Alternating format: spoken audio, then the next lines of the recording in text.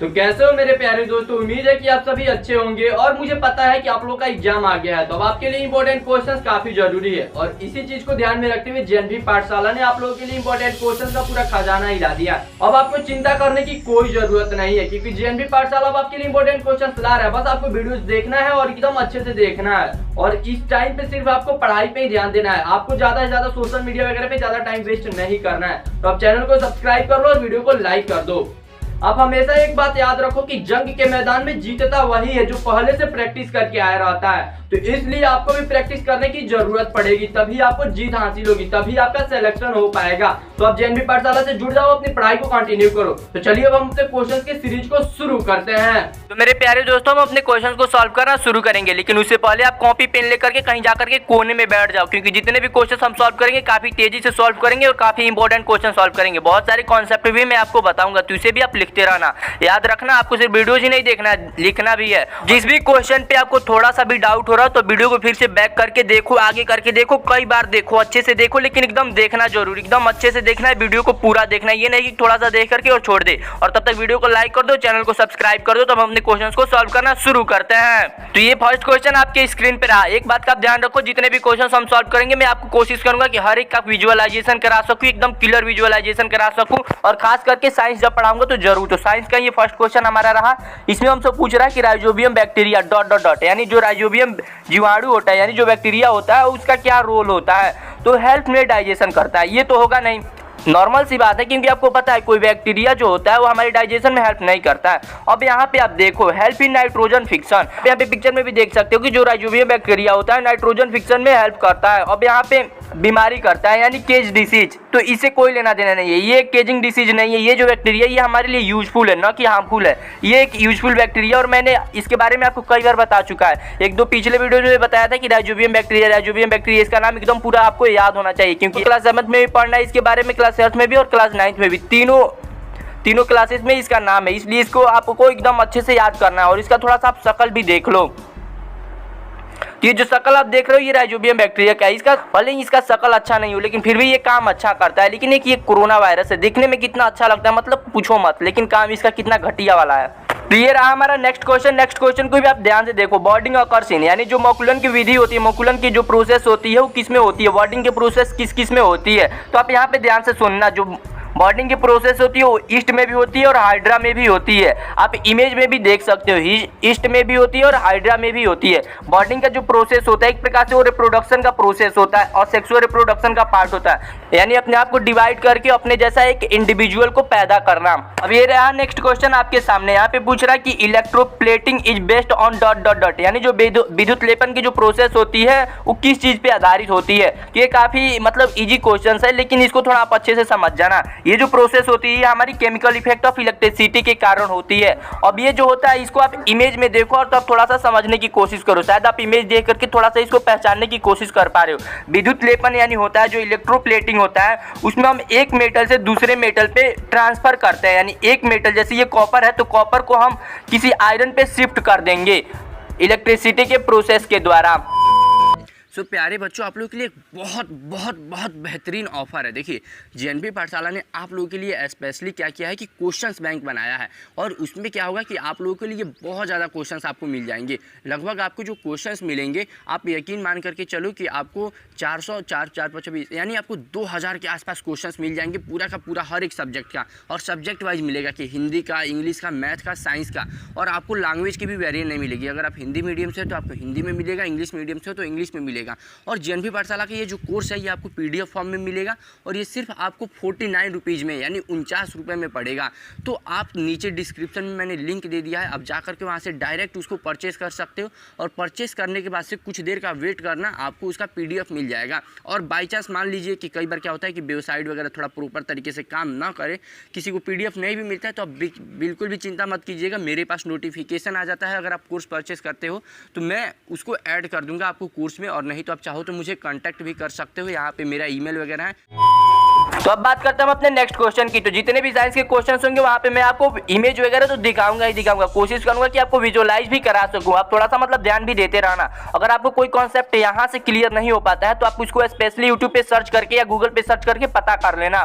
अब यहाँ पे हमसे पूछा जा रहा है which of the flowing always divert light रे, यानी निम्न में से कौन सी ऐसा चीज है जो हमेशा प्रकाश को विचलित करती है, यानी प्रकाश को डाइवर्ट करती है, डाइवर्स करती है, यही हमको बताना है। तो यहाँ पे अगर आप ऑप्शंस को देखोगे तो आपको थोड़ा सा कंफ्यूजन हो सकता है, क्योंकि यहाँ पे ये पेयर में दिया हुआ है, तो ये जो हमारा आंसर होगा वो पेयर में ही होगा। तो यहाँ पे आप थोड़ा सा समझो, ये जो कॉन्केव लेंस होता है और कॉन्वेक्स मिरर जो होता है, यानी इसको थोड़ा सा आप हिंदी में समझो, यानी ये जो अवतल लेंस होता है और ये जो उत्तल दर्पण होता है, यानी ये ऑप्शन नंबर जो बी है यही हमारा सही है। यानी कॉन्केव लेंस और कॉन्वेक्स जो मिरर होता है वो लाइट को डाइवर्स करता है।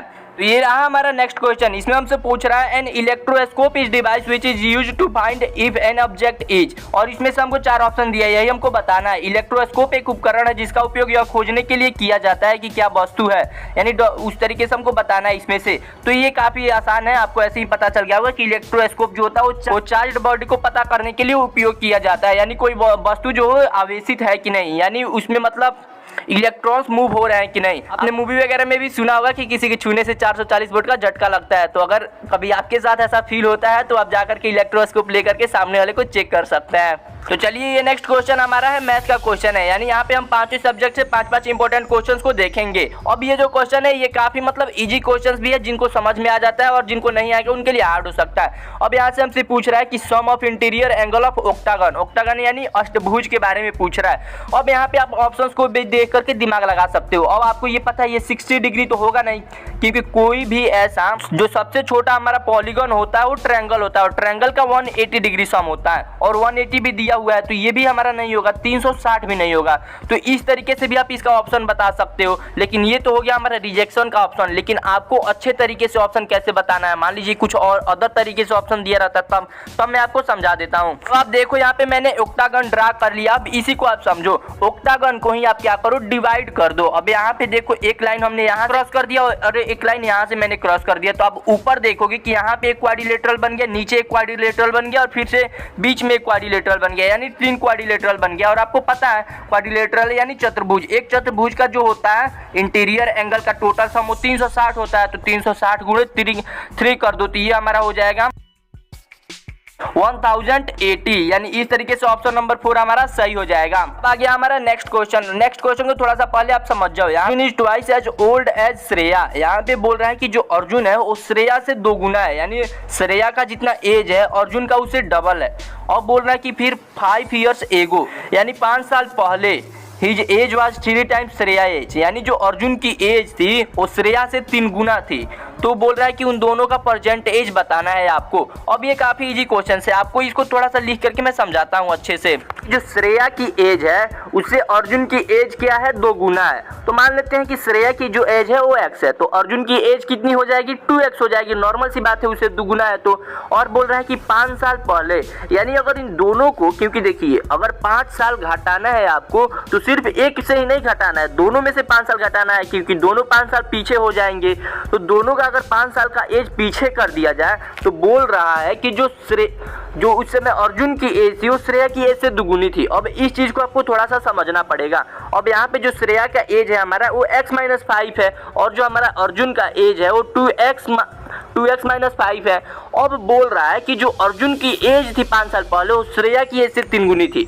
अब ये तो ऑलरेडी से 3 गुना है ना, जो अब यहाँ पे थोड़ा सा आप समझना, ये जो अर्जुन की एज है ये पहले से 3 गुना है। और मान लीजिए ये तो पहले से 3 गुना है, लेकिन अगर इस साइड भी हम इसको भी 3 गुना कर देते हैं तो ये दोनों इक्वल हो जाएंगे आपस में। आप फिर से समझो, ये तो पहले से 3 गुना है ही इससे, लेकिन अगर क्या हो कि अगर हम इसको भी 3 गुना कर दें तो ये दोनों आपस में इक्वल हो जाएंगे। एक तो ये तरीका है, नहीं तो आप इसको 3 गुना ना करके अगर इसको 3 से डिवाइड कर दो सीधे, तब भी ये दोनों आपस में इक्वल हो जाएंगे। तो बस हमें यही करना है।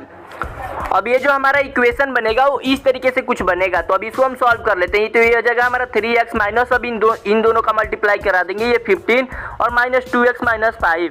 अब इसके बाद यहाँ पे देखिए हमारा 3x है, यहाँ पे 2x है, तो 2x आकर के इधर माइनस हो जाएगा, तो ये हमारा सिर्फ इधर x हो जाएगा और बराबर यहाँ पे ये -5 और इधर ये जो हमारा 15 माइनस में ये आकर के प्लस हो जाएगा।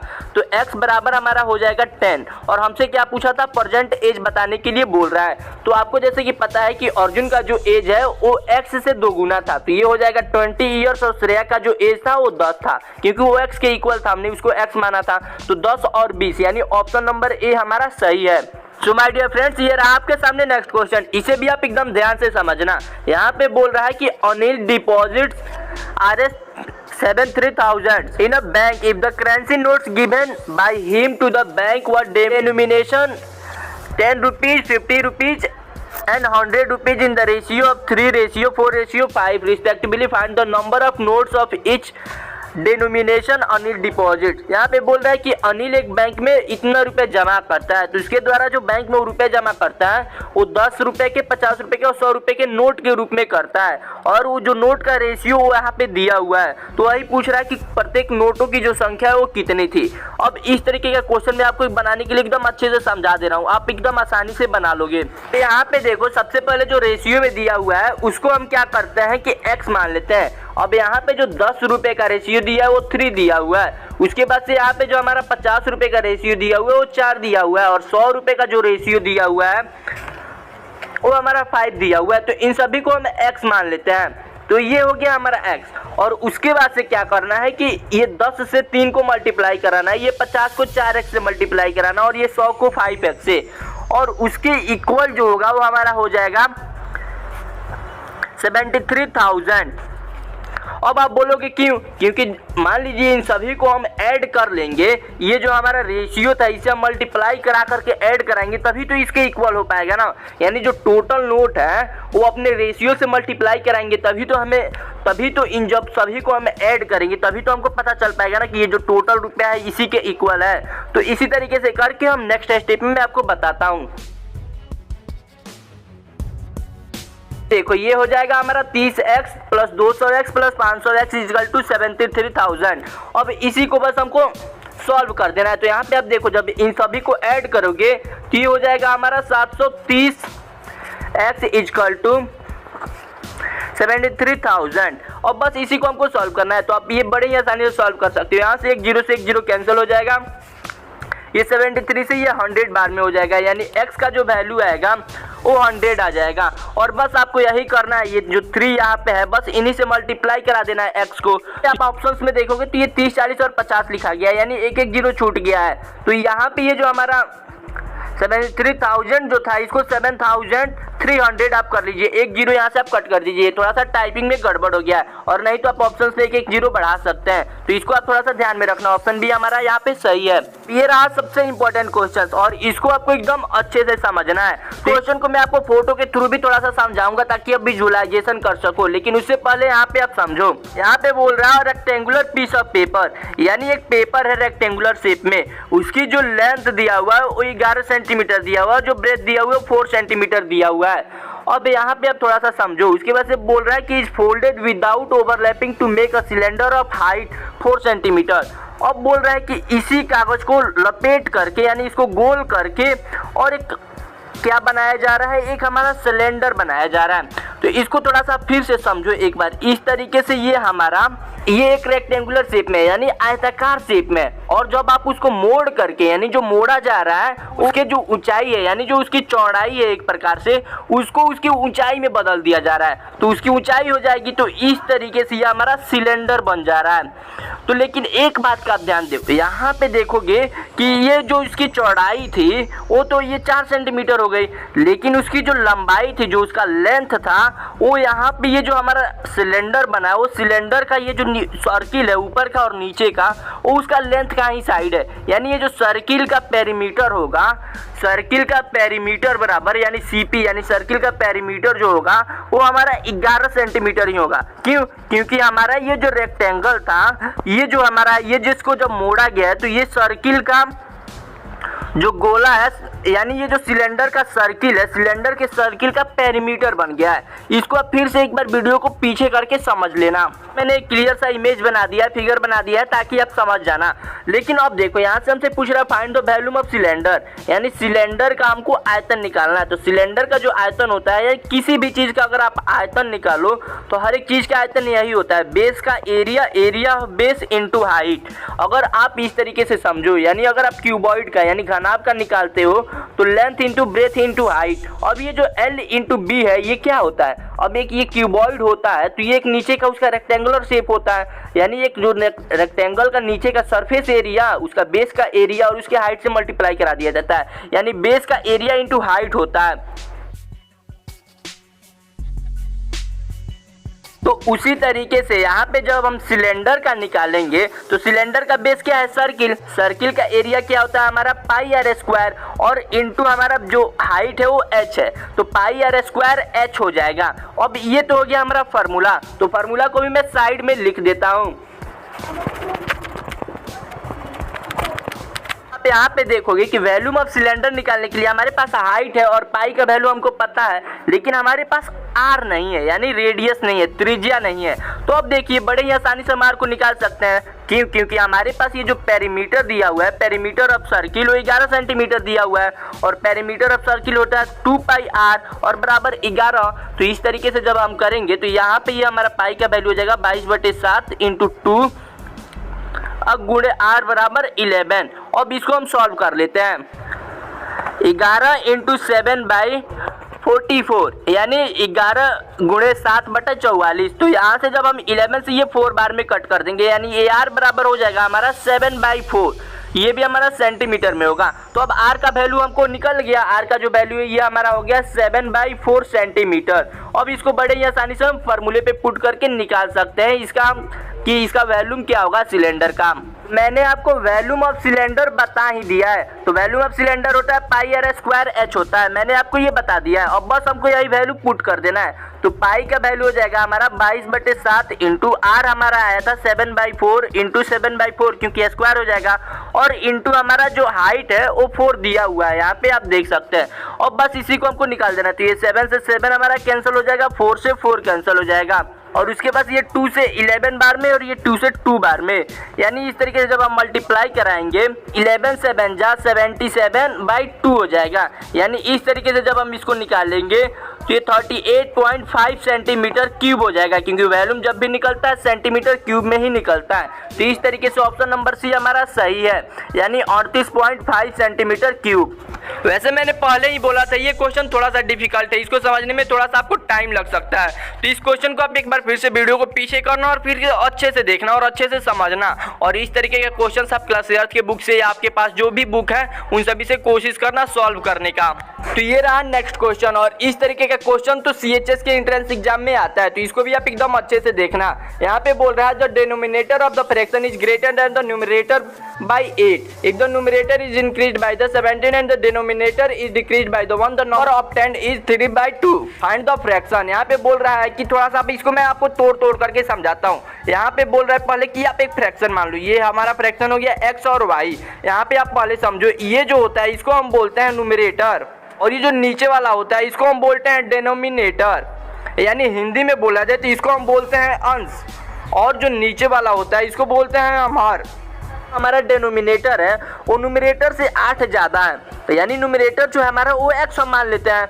अब इसी चीज़ को आप समझना, और जो डिनोमिनेटर है वो x से 8 ज़्यादा है, क्या ज़्यादा है, x से 8 ज़्यादा है। और उसके बाद से नेक्स्ट स्टेप में बोल रहा है if the numerator is increased by 17, यानी जो हमारा ऊपर का अंश है इसको अगर हम 17 बढ़ा देते हैं यानी 17 टाइम्स बढ़ा देते हैं, and denominator is decreased by the 1, और डिनोमिनेटर में से 1 घटा लेते हैं, यानी डिनोमिनेटर में से 1 घटा लेते हैं, हर में से घटा लेते हैं 1, तो ये जो हमारा नंबर है ये हो जाता है 3/2 के इक्वल। और बस अब आप देखो यहाँ पे हमारे सामने ये इक्वेशन बन गया और इसको हम चुटकी बजा करके सॉल्व कर देंगे। अब यहाँ पे देखो इसको हम सॉल्व करेंगे तो इससे पहले नीचे वाले को हम सॉल्व कर लेते हैं, नीचे वाले को हम सॉल्व कर लेते हैं। तो ये x + 17 और ये नीचे आप देखो ये हमारा +8 और -1 यानी +7 हो जाएगा और इक्वल 3/2 ये हमारा हो जाएगा। और अब देखो यहाँ पे इसको हम क्रॉस मल्टीप्लाई करा देंगे, तो जब हम क्रॉस मल्टीप्लाई कराएंगे तो अब ऊपर यहाँ पे देखो ये हो जाएगा हमारा 2x प्लस ये 17 से हमारा 34 और यहाँ पे ये इक्वल हो जाएगा 3x और प्लस 21। और अब जब यहाँ पे हम सॉल्व करेंगे तो यहाँ पे देखो ये हमारा 3x और यहाँ पे 2x है, तो हम 2x को इधर भेज देते हैं और यहाँ पे ये 21 को हम इधर भेज देते हैं, तो ये 34 माइनस 21 और बराबर ये 3x में से 2x जाएगा तो ये सीधे x हो जाएगा, तो ये हमारा x बराबर हो जाएगा। जब हम इसको माइनस करेंगे तो ये हमारा होगा 3 और इसके बाद से ये 1 यानी ये हमारा 13 यानी 13 हो जाएगा। अब आप देखो सबसे फर्स्ट वाले लाइन में हमसे क्या बोला गया था कि जो अंश है वो हर से 8 अधिक है। अब देखो फर्स्ट वाले लाइन में हमसे क्या बोला गया था, the denominator of the fraction is greater than numerator by 8, यानी जो न्यूमरेटर है वो हमारा x हो जाएगा और डिनोमिनेटर जो था इसे 8 अधिक था, तो ये तो हो गया हमारा 13 और उसके बाद से ये 13 में 8 जोड़ देंगे तो हमारा ये हो जाएगा 21। तो इस तरीके से ऑप्शन नंबर डी हमारा सही है, यानी 13 बराबर 13/21 यानी 13/21। दोस्तों अब हम आ गए हैं इंग्लिश पे। वैसे आपको समझाते समझाते मेरा गला सूख गया, बट कोई नहीं, मैं आपको पूरा समझा करके ही जाऊंगा। अब यहाँ पे देखो, यहाँ से हमसे बोल रहा है कि प्रीपोजिशन चुनना है। यहाँ पे बोल रहा है we jump dot dot dot the fence. Fence मतलब होता है, आप थोड़ा सा समझो, जैसे कि मान लो कोई बाउंड्री है, बाउंड्री को किसी तरीके से घेरा गया है यानी प्रोटेक्शन के लिए, तो उसी को हम फेंस बोलते हैं। तो बोल रहा है वी जंप्ड और dot dot dot the fence. अब यहाँ पे देखो, जब किसी चीज को हम जंप करते हैं और उस चीज से हमारा मतलब संपर्क नहीं होता है यानी कांटेक्ट नहीं होता है, तो वहाँ पे ओवर होता है। तो इस तरीके से यहाँ पे ओवर होगा। भाई जो ऐसे ही इन हमारा गलत हो जाता, ऑफ गलत हो जाता, बस आपको ओवर और ऑन में कंफ्यूजन होगा।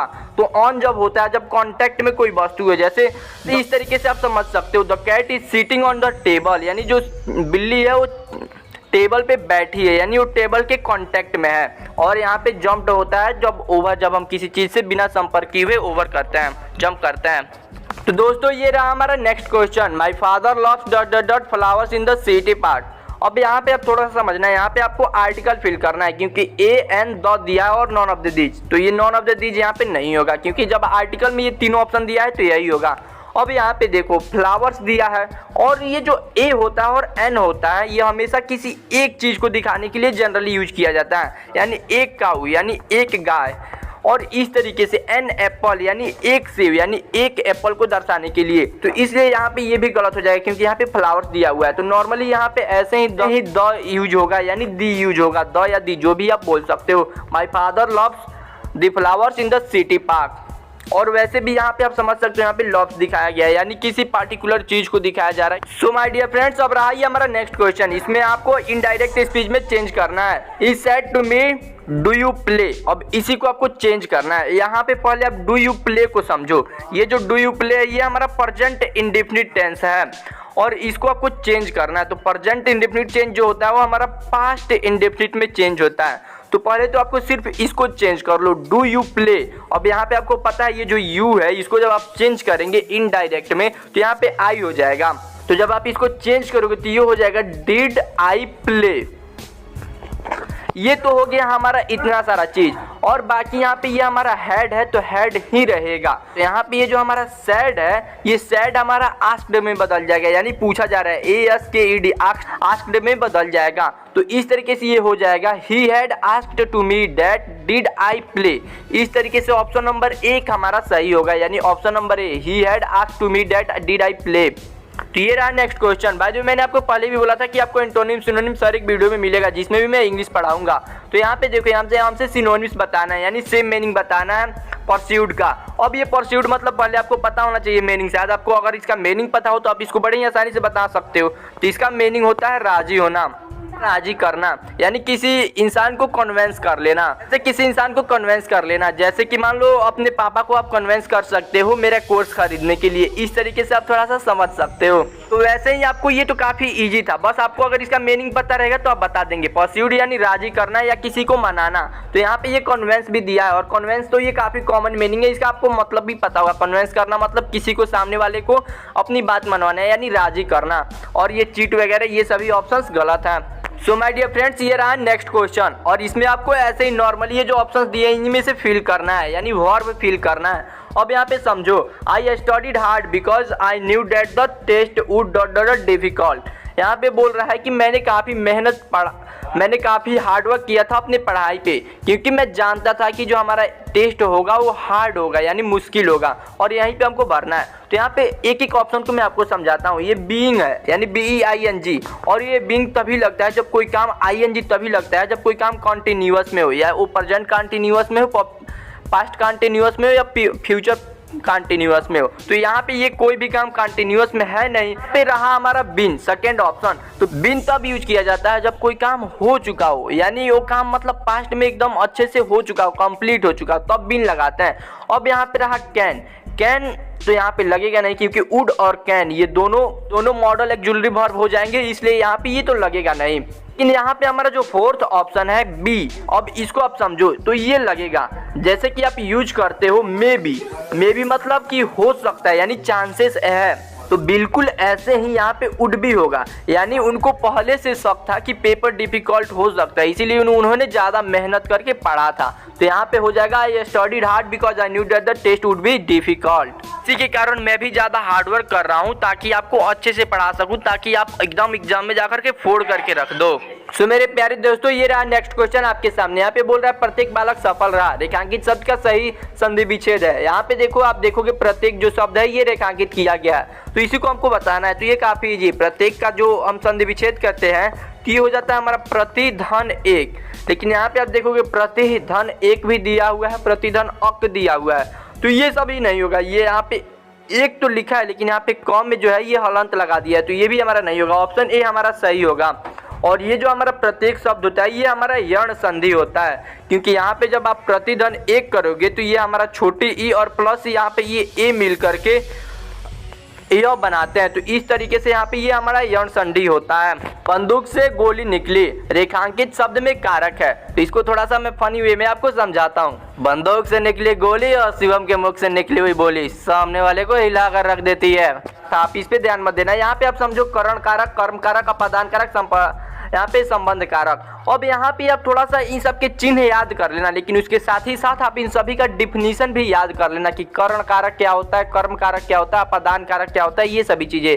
तो यहाँ पे आप देखो बंदूक से गोली निकली, बंदूक एक है, बंदूक से क्या हो रहा है, गोली निकल रहा है, यानी इसका मतलब यहाँ पे क्या समझ में आ रहा है कि अलगाव हो रहा है, यानी एक दूसरे से बिछड़ने वाला फीलिंग आ रहा है, यानी जो बंदूक से गोली का ब्रेकअप हो जा रहा है, इस तरीके का फीलिंग आ रहा है। तो जहां भी किसी चीज से अलगाव का फीलिंग आता है वहां पे हमेशा हमारा अपादान कारक होता है। आप फिर से ध्यान देना, पेड़ से पत्ते गिरे, ये भी एक उसी का एग्जांपल है कि पेड़ और पत्तों में बीच में ब्रेकअप हो गया, यानी उन दोनों का मतलब रिलेशन छूट गया, तो यहाँ पे भी हमारा अपादान कारक ही होगा। तो मेरे प्यारे दोस्तों, ये रहा नेक्स्ट क्वेश्चन। निम्नलिखित में से कौन सा अलंकार है? काफी अच्छा अलंकार है, फूलों सा चेहरा तेरा, ये गाना भी है। फूलों सा चेहरा तेरा, कलियों सा मुस्कान है। भाई जी वैसे भी मुझे गाना ज्यादा याद नहीं है, अब यहाँ पे बताना है आपको, तो ये काफी आप आसानी से बता सकते हैं। यहाँ पे आप देखो फूलों सा चेहरा तेरा, यहाँ पे बोला जा रहा है कि फूलों सा चेहरा तेरा, यानी किसी के चेहरे को फूल से कंपेयर किया जा रहा है। भाई जी वैसे किसी का चेहरा फूल जैसा होता नहीं है, लेकिन कंपेयर किया जा रहा है, यानी तुलना किया जा रहा है। आप इस तरीके से समझो, तुलना किया जा रहा है। तो जहां भी किसी चीज से तुलना किया जाता है तो आप ऐसे समझ भी सकते हो, जब भी आप किसी चीज का अलंकार बता रहे हो और वहां पे सा आ रहा है, सी आ रहा है, जैसा आ रहा है, तो वहां पे हमेशा हमारा उपमा अलंकार होता है। उपमा अलंकार, उपमा ये खाने वाली चीज भी होती है, यानी उपमा अलंकार जो होता है इसको आप पहचानने का तरीका सा, सी, जैसा, ये सब जो भी वर्ड आ जाए तो समझ जाना, आंख बंद करके उपमा अलंकार आप लगा देना, यानी आप पढ़ने से ये पता चल रहा है कि किसी चीज को कंपेयर किया जा रहा है। तो इसी तरीके से यानी उपमा अलंकार आप हमेशा समझ जाओ, वहां पे तुलना किया जाता है, यानी किसी चीज को दूसरे के साथ कंपेयर किया जाता है। जैसे आपके घर के लोग आपके किसी साथ पढ़ने वाले दोस्त से आपका कंपेयर करते हैं, क्यों आपसे ज्यादा पढ़ने में तेज है या वगैरह वगैरह, इस तरीके से। अब यहाँ पे हमारा नेक्स्ट क्वेश्चन काफी इजी रहा है। यहाँ पे आपको परोक्ष का विलोम बताना है, तो यहाँ पे आप पहले परोक्ष का मतलब समझ जाओ। परोक्ष मतलब होता है कि जो चीजें जो गायब हो, यानी एक प्रकार से जादूगर टाइप का, जो गायब हो, जो दिखाई न दे। तो इसका आपको काफी आसानी से पता चल जाएगा कि ये प्रत्यक्ष हो जाएगा, यानी जो सामने हो, जो दिखाई दे हमें। यहाँ पे विलोम शब्द बताना है, यानी उल्टा बताना है। अब यहाँ से हमसे पूछा जा रहा है क वर्ग का उच्चारण स्थान है, यानी जो क है, क हम बोलते समय उसका उच्चारण स्थान कौन सा है, वही हमको बताना है। तो ये काफी आसान है, आप एक बार YouTube पे सर्च करना कि उच्चारण स्थान याद करने का ट्रिक, आप फिर से सुन लो, अब बोल देना माइक ऑन करके अगर लिखने में प्रॉब्लम होगा तो। उच्चारण स्थान याद करने का ट्रिक और करके एक बार कोई भी 5-7 मिनट 10 मिनट का जो वीडियो होगा एक बार देख लेना। वैसे क वर्ग का जो उच्चारण होता है वो कंठ से होता है, यानी क ख ग घ ये जितने भी होते हैं ये 4, और ये जो अंगा होता है ये हमारा नासिक से होता है, यानी ये अलग हो गया, इसको आप छोड़ दो। यानी क ख ग घ ये जो 4 होते हैं इसका हमेशा कंठ से ही होता है। तो इनमें से किसी का भी पूछे तो आप हमेशा कंठ लगाना। और हाँ, आप YouTube पे सर्च करके एक बार इसका ट्रिक जरूर देख लेना, क्योंकि आप अगर एक बार इसको समझ जाओगे तो ये सिर्फ आपके इसी कॉम्पिटेटिव एग्जाम में नहीं, आप आगे भी जो भी कॉम्पिटेटिव एग्जाम वगैरह दोगे तो आपके लिए काफ़ी हेल्पफुल होगा। तो माय डियर फ्रेंड्स, अब हम बात करेंगे SST के बारे में, यानी सोशल के बारे में, जीके के बारे में। तो इसमें मैंने कुछ क्वेश्चंस काफ़ी अच्छे से रखे हैं, तो इसको आप काफ़ी अच्छे से देखना। यहाँ पे हमारा जो फर्स्ट क्वेश्चन है वो बोल रहा है स्वामी दयानंद सरस्वती इन 1875 फाउंडेड डेट, यानी 1875 में स्वामी दयानंद सरस्वती ने स्थापना की थी। किसकी स्थापना की थी? वैसे अगर आपको पता होगा तो सही, नहीं पता होगा तो मैं बता दे रहा हूँ। स्वामी दयानंद सरस्वती जो थे उन्होंने आर्य समाज की स्थापना की थी 1875 में। तो आप ये डेट भी याद रख लेना और ये भी याद रख लेना कि आर्य समाज की स्थापना स्वामी दयानंद सरस्वती ने की थी। और ये जो जैन समाज है इसकी स्थापना महावीर स्वामी ने की थी, और ये जो बुद्ध समाज है गौतम बुद्ध ने की थी। यहाँ पे हम बात करते हैं नेक्स्ट क्वेश्चन की। इसमें हमसे पूछ रहा है भारतीय संविधान में कितने मौलिक अधिकार हैं। बाय द वे आप इसको थोड़ा सा अच्छे से समझना, भारतीय संविधान में इस समय जो मौलिक अधिकार है वो 6 है, वो 6 मौलिक अधिकार है, लेकिन इससे पहले 7 मौलिक अधिकार थे। अब ये 7 मौलिक अधिकार क्या थे? इसमें से एक मौलिक अधिकार हमारा संपत्ति का अधिकार हटा दिया गया है। अब ये क्यों हटा दिया गया है? इसमें प्रॉब्लम ये था संपत्ति का अधिकार में, मान लो सरकार को रोड बनाना है और किसी आदमी का जो जमीन है वो आ जाता है उसमें, तो आदमी है वो मना कर देता है कि मैं अपना ज़मीन जो है वो नहीं दूंगा रोड बनवाने में। तो वहाँ पे सरकार को कई बार प्रॉब्लम हो जाता था, क्योंकि अब रोड बनवाने में सरकार को अलग तरीके से रोड बनवाना या फिर से रोड को टेढ़ा मेढ़ा करना। तो इसके कारण संविधान में 44वें संशोधन के द्वारा यानी 44 संशोधन किया गया और उसमें इस चीज़ को हटा दिया गया, क्योंकि इस तरीके से अब गवर्नमेंट के पास पावर है कि अगर वो जब भी चाहे किसी की संपत्ति को मतलब कब्जा कर लेती है एक रीजन दे करके। इस तरीके से पहले लोगों के पास संविधान के द्वारा दिया हुआ पावर था कि उनके पास संपत्ति का पावर है, यानी उनके पास जो इकोनॉमिक था यानी जो प्रॉपर्टी था उसका पावर था। तो इसके कारण अब संविधान के द्वारा ये छीन लिया गया है। अब बात करते हैं हम अपने नेक्स्ट क्वेश्चन की, यानी बीबी का मकबरा किसने बनवाया। अब ये क्वेश्चन थोड़ा सा मतलब आपको अजीब लगेगा, क्योंकि बीबी का मकबरा जो बनवाया था वो औरंगजेब के बेटे ने बनवाया था, और औरंगजेब के बेटे का नाम आजम शाह था। आप एक बार फिर से ध्यान दे देना,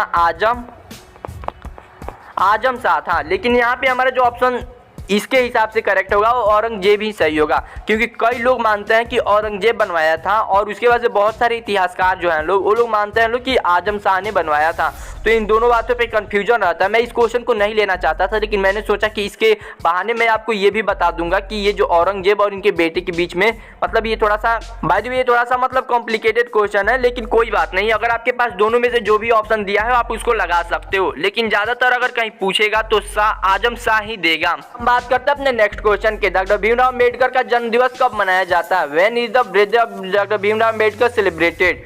अब ये काफी इजी क्वेश्चन है और ये वीडियो अपलोड कर रहा हूँ उसे एक दिन पहले ही मनाया गया था डॉक्टर भीमराव अम्बेडकर का जयंती, और ये जो मैं वीडियो अपलोड कर रहा हूँ ये 15 अप्रैल को कर रहा हूँ, और उनका जो जन्म दिवस मनाया जाता है वो 14 अप्रैल को मनाया जाता है। तो माय डियर फ्रेंड्स, अब हम बात करते हैं अपने लास्ट क्वेश्चन की।